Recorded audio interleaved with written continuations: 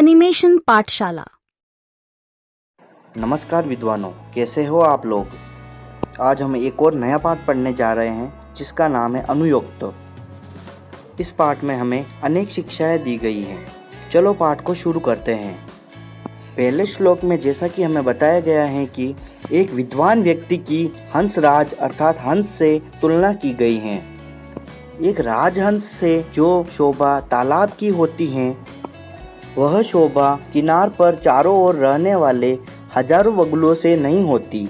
अर्थात हमें बताया गया है कि एक विद्वान व्यक्ति ही समाज और संसार का कल्याण कर सकता है, परंतु उसी समाज में रहने वाले हजारों मूर्ख वे नहीं तो स्वयं का कल्याण करेंगे और न ही संसार का।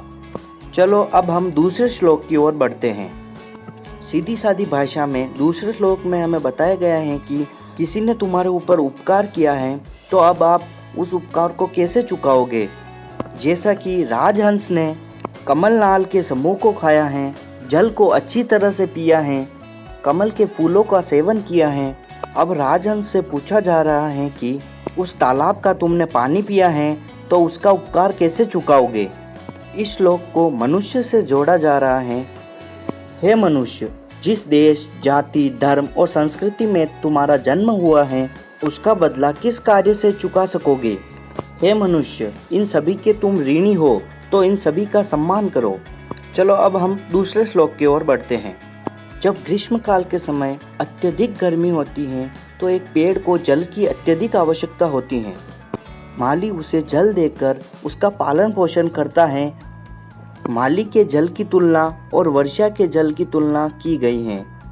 वर्षा काल के समय जल धाराएं बहने लगती हैं, परंतु वह उस माली का ही ऋणी रहता है क्योंकि उस भीषण गर्मी में उसने उसका साथ दिया और उसको फलने फूलने में सहायता की। चलो अब हम अगले श्लोक की ओर बढ़ते हैं। इस श्लोक में हमें बताया गया है कि अच्छे और सच्चे मित्र की पहचान कैसे करें। अच्छा और सच्चा मित्र हमारा सुख दुख में साथ रहता है। अत्यधिक दुख पड़ने पर वह भागता नहीं है, यही सच्चे मित्र की पहचान है। पक्षी सुबह होते ही आकाश मार्ग अर्थात आकाश में पहुंच गए हैं। भंवरे आम की मंजरी पर अपना आश्रय बना लेते हैं अर्थात घर बना लेते हैं।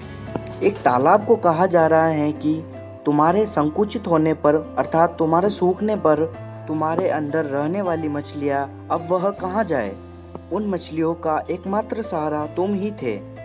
अर्थात बुरा समय आने पर मछली उनका साथ पक्षी और भौरे की तरह नहीं छोड़ती, वह उसी के साथ अपने प्राण को त्याग देती हैं।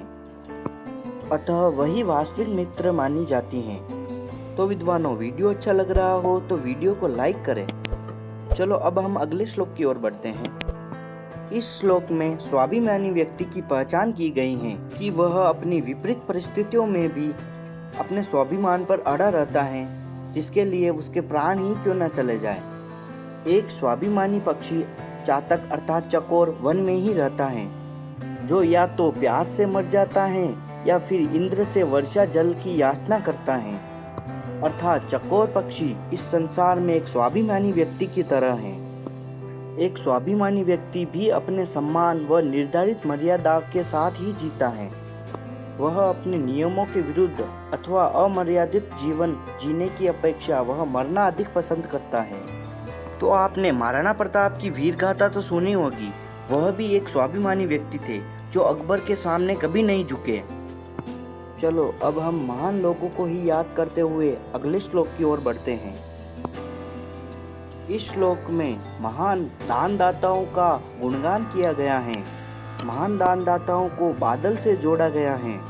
जैसा कि बादल सूर्य की गर्मी से तपे पर्वतों के समूह को ठंडा करते हैं, ऊंचे ऊंचे वृक्षों अर्थात छोटे छोटे वृक्षों को भी जल देकर वह उनकी प्यास को बुझाते हैं। अनेक नदियों और सैकड़ों नालों को भरते हैं।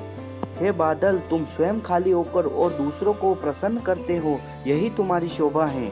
अर्थात हमें समझाया गया है कि हमारे पास कोई मूल्यवान चीज है और हम उसे लेकर घूम रहे हैं, वह हमारी शोभा नहीं है।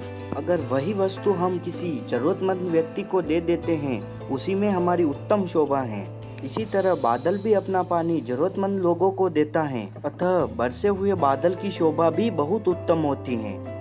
अगले श्लोक में बताया गया है कि चातक पक्षी बादलों से जल को मांगता है। उसे कहा गया है कि सावधान मन से क्षण भर के लिए सुनो।